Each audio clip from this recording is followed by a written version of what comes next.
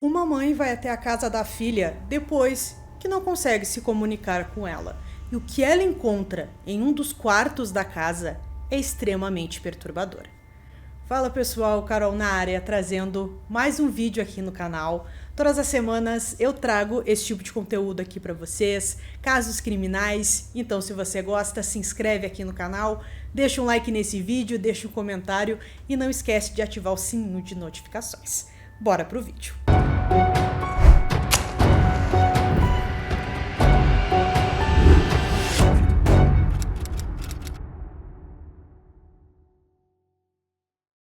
Rachel Kalali foi adotada ainda bebê, uma das 5 crianças escolhidas por Jim e Rose para fazer parte de sua família unida.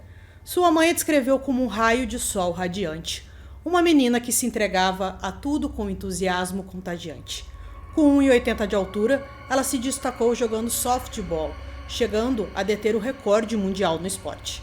Atlética, aventureira e independente, Rachel encarava a vida com uma curiosidade destemida que deixava seus pais orgulhosos. Ela tinha um talento especial para a decoração, transformando qualquer espaço em que estivesse em algo belo e exclusivamente seu. Quando tinha apenas 17 anos e trabalhava em uma loja, Rachel chamou a atenção de um colega chamado Joey O'Reilly. Ele tinha 19 anos e se apaixonou imediatamente por ela. Ele a convidou para sair repetidas vezes, mas ela recusou. Então Joe descobriu que Rachel jogava softball. Um dia, ele simplesmente apareceu no treino dela e se juntou ao time. Em algum momento, entre os jogos e treinos, a amizade se transformou em romance. Finalmente, no topo da Torre Eiffel, Joe pediu Rachel em casamento. Após o casamento, eles tiveram 2 filhos. Em 2003, a família mudou-se para Nau, em Dublin, na Irlanda. Para quem via de fora, a família O'Reilly parecia perfeita. Mas Rose ficou preocupada quando sua filha se mudou. Joe trabalhava muitas horas como gerente de contas. Será que Rachel se sentiria sozinha ali, relativamente isolada, com 2 crianças pequenas? Mas Rachel parecia feliz.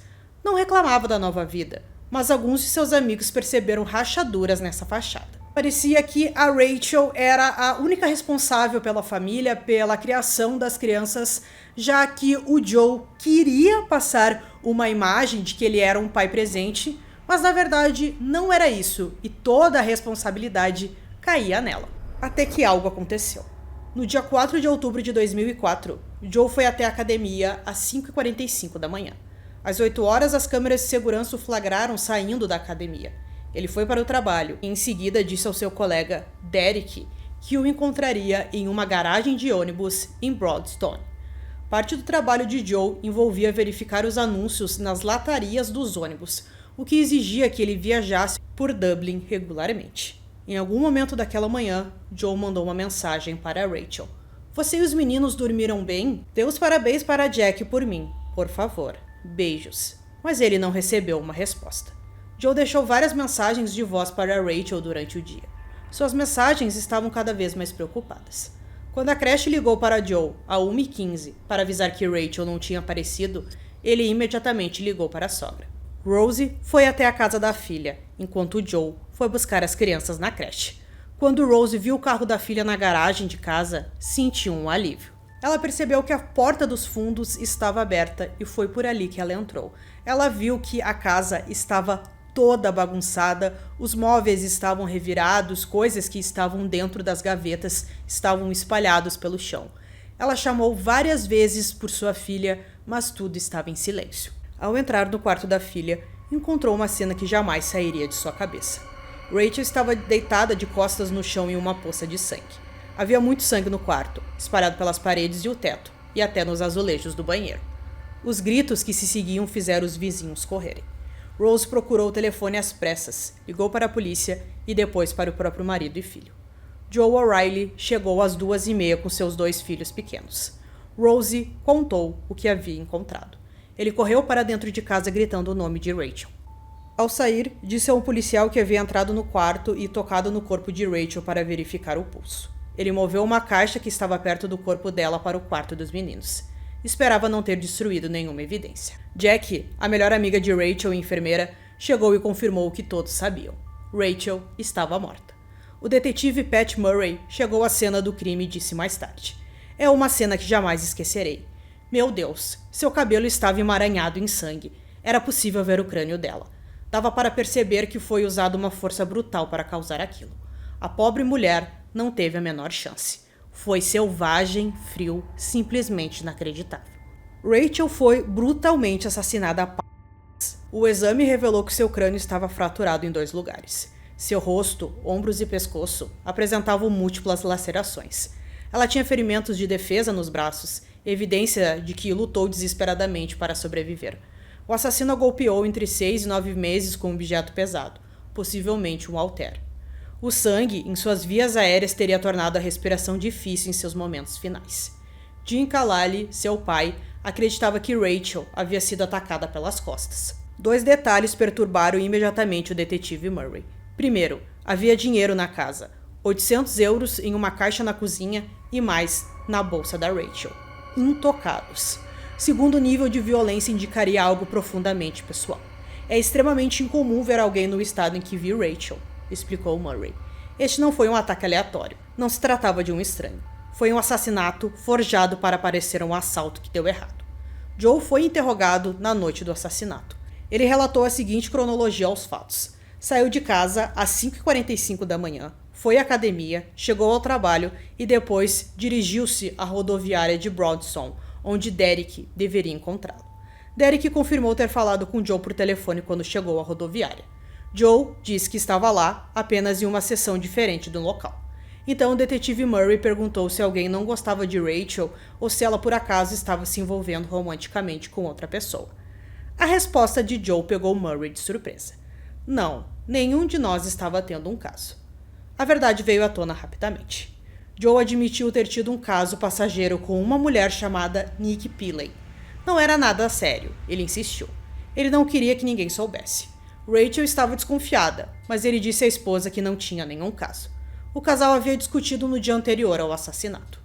Joe havia dormido no quarto de hóspedes. No dia seguinte, quando a polícia interrogou Nikki, ela confirmou a versão de Joe. Eles tiveram um relacionamento, mas não foi nada sério. Mas, à medida que a investigação se aprofundava, o comportamento de Joe tornou-se cada vez mais bizarro. 9 dias após o assassinato, quando a casa finalmente foi liberada da perícia, John convidou Rose e Jim Kalali para irem até lá. A casa não estava limpa. O sangue da filha deles ainda manchava as paredes, o teto e o chão. O Joe disse que seria bom para os pais irem até lá, porque assim eles iriam entender melhor o que tinha acontecido e assimilar ali toda aquela situação. Mas isso era extremamente macabro. Tava tudo sujo e mesmo assim o Joe insistiu que eles fossem lá e vissem tudo aquilo. Ele apontou para respingos de sangue no teto, especulando como Rachel havia sido espancada. Ele sugeriu que o assassino passou por cima do corpo dela, se limpou no banheiro enquanto ouvia Rachel engasgar com o próprio sangue e depois voltou para acabar com ela. Quando desceram as escadas, Joe insistiu que Rose e Jim ouvissem as mensagens de voz que ele havia deixado para Rachel. Todas elas. Rose ouviu a voz da filha em sua cabeça de uma forma muito clara. Joe matou Rachel. Naquela noite ela contou a Jim o que estava sentindo. Jim ficou inconsolável. As pessoas reagem ao luto de maneiras diferentes, disse ele. Joe está simplesmente em choque. Rose não voltou a falar sobre suas suspeitas, mas ela nunca deixou de pensar nisso. Nos dias e semanas que se seguiram à morte de Rachel, o comportamento de Joe tornou-se ainda mais estranho. Ele começou a convidar pessoas para ir até a sua casa para mostrar o local onde sua esposa havia sido assassinada. A jornalista Jenny Friel entrevistou Joe. Antes do fim da entrevista, ele perguntou se ela queria ver o quarto. A pergunta pegou Jenny completamente de surpresa. Quando Joe apontou onde havia sangue, onde o corpo de Rachel foi encontrado, Jenny se sentiu muito mal. Outro jornalista visitou a casa 12 dias após o assassinato. Joe posou para fotos em sua cozinha, comentou sobre ser tratado como suspeito pela polícia e ofereceu mais uma visita guiada ao local do crime. Amigos e membros da comunidade que ligavam para oferecer condolências recebiam o mesmo convite perturbador. Joe os guiava pelo que ele acreditava ter acontecido, passo a passo, cômodo por cômodo. Mais tarde, a mídia apelidou essas visitas macabras de tours do assassinato. Em 22 de outubro, menos de 3 semanas após a morte de Rachel, Joe participou de um talk show muito importante da Irlanda na época. Ele estava sentado ao lado da Rose, a mãe, fazendo um apelo por informações sobre o assassino de sua esposa. Nos bastidores, o comportamento de Joe chocou a equipe de produção. Ele não parecia estar de luto. Serviu-se de comida e bebida à vontade. Jim e Rose nem sequer conseguiam olhar para uma xícara de chá.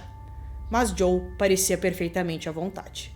Durante o programa, ele falou sobre o crime. Ele levantou a hipótese de que Rachel deveria conhecer o seu assassino. O que o público não sabia era que Joe havia mentido sobre seus planos após o programa. Ele disse aos produtores que precisava se encontrar com um cliente. Em vez disso, passou a noite com Nikki Pilley, sua amante. 2 dias após a aparição no programa, a polícia revistou o escritório de Joe. Apreenderam seu notebook. O que encontraram em seus e-mails apagados desvendou o caso por completo. Joe vinha trocando e-mails com sua irmã Annie sobre seu casamento. Os e-mails revelaram um ódio profundo que chocou os investigadores. Joe usava linguagem vulgar e palavrões cruéis para descrever Rachel. Ele dizia que ela o repugnava. Ele se queixava do relacionamento deles. Os investigadores entraram em contato com a operadora de celular de Rachel, solicitando quaisquer gravações ou dados do dia do assassinato. Eles ajudaram a determinar a quais torres de celular o celular do Joe se conectou ao longo do dia. Os resultados foram devastadores. Joe alegou ter estado na garagem de ônibus em Broadstone a manhã toda, mas seu celular contava uma história diferente. Às 5h45, ele foi para a academia nos arredores de Dublin.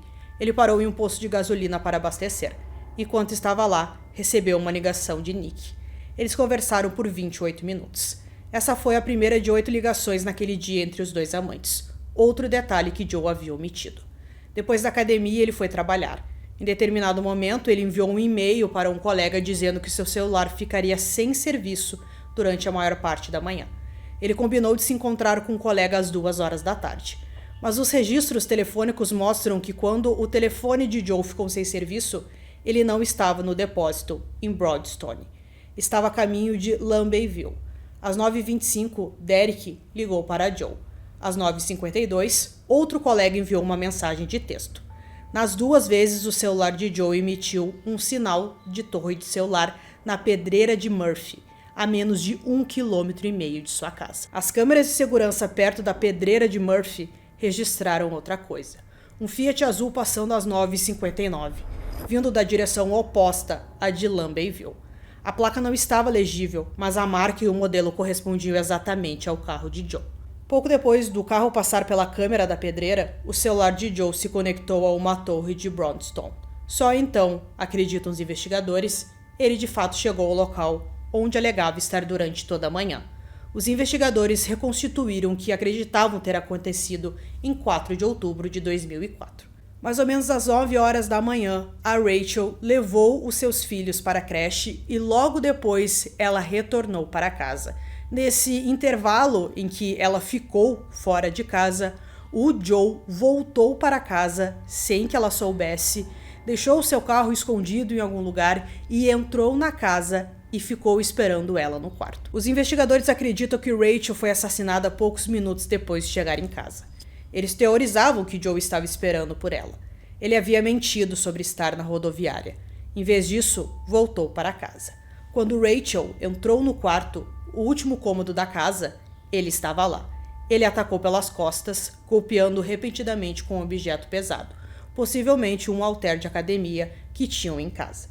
Após agredir Rachel até a morte, Joe tomou banho para lavar o sangue. Revirou a casa criando uma ilusão de roubo, recolheu algumas joias e uma câmera, dirigiu até um riacho próximo e as jogou em um saco plástico para a polícia encontrar mais tarde. Então Joe dirigiu e seu telefone finalmente conseguiu se conectar às torres perto do depósito de Broadstone. Às 11h52, ele enviou a Rachel a primeira de várias mensagens de texto e voz. Ele estava criando um álibi, um registro digital de um marido preocupado tentando desesperadamente entrar em contato. Em março de 2005, a família de Rachel fez um pedido. Eles pediram à polícia que exumasse o corpo da filha para examinar a carta que Joe havia colocado em seu caixão. Foi concedida uma ordem de exumação. No dia 8 de março, a carta foi extraída e tratada com produtos químicos. Usando tecnologia infravermelha, os investigadores finalmente conseguiram ler o que Joe havia escrito. A carta de 5 páginas incluía essa passagem. Rachel, eu te amo muito. Não consigo imaginar o que farei sem você e nem quero pensar. Você foi a melhor coisa que já me aconteceu e jamais será substituída. Esta é a carta mais difícil que escreverei. Por razões que só nós conhecemos, Rachel, por favor me perdoe. Apenas a carta não era o suficiente para uma prisão. Mas para a família de Rachel, confirmou tudo em que eles acreditavam. Em dezembro de 2005, os investigadores fizeram um avanço com as imagens das câmeras de segurança. O Fiat azul, capturado perto da pedreira Murphy, nunca havia sido identificado com certeza como sendo o carro de Joe. A placa estava muito borrada. Os detetives decidiram pesquisar no banco de dados de registro de veículos da Irlanda todos os proprietários de um Fiat azul. A pesquisa retornou com 2.500 resultados. Por meio de uma eliminação minuciosa, os investigadores descartaram motoristas suficientes para tornar muito mais provável que o carro que aparecia nas imagens era de Joe. Em conjunto com provas obtidas por meio do telefone, o caso se fortaleceu. Em seguida, Nick foi levada de volta a interrogatório. Dessa vez, sua história mudou. Ela admitiu que seu relacionamento com Joe tinha sido muito mais sério do que ele havia afirmado inicialmente. Joe havia pedido a ela para minimizar a situação para a polícia. Ela também revelou algo arrepiante. Joe havia lhe dito uma vez: "Se eu matar Rachel, sairei impune." Nick afirmou que não levou o comentário a sério na época. Em outubro de 2006, a polícia prendeu Joe O'Reilly. Ele se declarou inocente. Seu julgamento começou em 25 de junho de 2007. A defesa argumentou que o caso da acusação foi construído inteiramente em provas circunstanciais, nada mais do que insinuações, distorções e alegações. Mas o que emergiu durante o julgamento pintou um retrato devastador de Joe.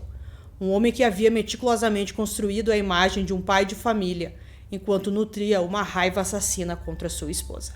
As provas obtidas através do celular foram inovadoras. Nunca antes um julgamento por homicídio na Irlanda havia se baseado tanto na análise de torres de celular. Os e-mails para sua irmã revelaram a profundidade do seu desprezo por Rachel. As mensagens entre Joe e Nick mostraram um homem planejando um futuro com sua amante, referindo-se aos filhos de Rachel como nossos meninos, como se Rachel já estivesse morta. Revelações ainda mais chocantes vieram à tona.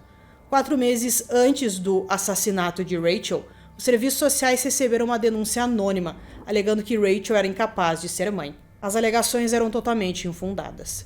Durante o julgamento, descobriu-se que a própria mãe de Joe havia feito a denúncia. Joe permaneceu sentado durante todo o julgamento de cabeça baixa, sem demonstrar qualquer emoção. Nas raras ocasiões em que levantava o olhar, era para falar com os seus advogados. Às vezes ria e brincava com eles, enquanto os depoimentos descreviam o brutal assassinato de sua esposa. O júri deliberou durante 9 horas e meia. Em 21 de julho de 2007, o júri proferiu o veredito. Culpado de homicídio. Ele foi condenado à prisão perpétua. Joe O'Reilly tentou recorrer diversas vezes. Em todas as ocasiões, sem sucesso. Ele já teve a liberdade condicional negada pelo menos 3 vezes. A família de Rachel continua se opondo a qualquer libertação, comparecendo a todas as audiências de liberdade condicional para garantir que Joe permaneça atrás das grades. Joe continua a afirmar sua inocência, apesar das inúmeras evidências de sua culpa. Ele não demonstrou nenhum remorso pela morte de Rachel. Então, pessoal, concluindo esse caso aqui para vocês, de início parecia que talvez um assalto tivesse ocorrido na casa, mas rapidamente a verdade apareceu. Então é um caso terrível mesmo imaginar que ele teve coragem de fazer isso, mas que bom que ele foi pego. Então eu espero que vocês tenham gostado desse vídeo. Esse foi mais um vídeo aqui no canal. Durmam bem e até o próximo.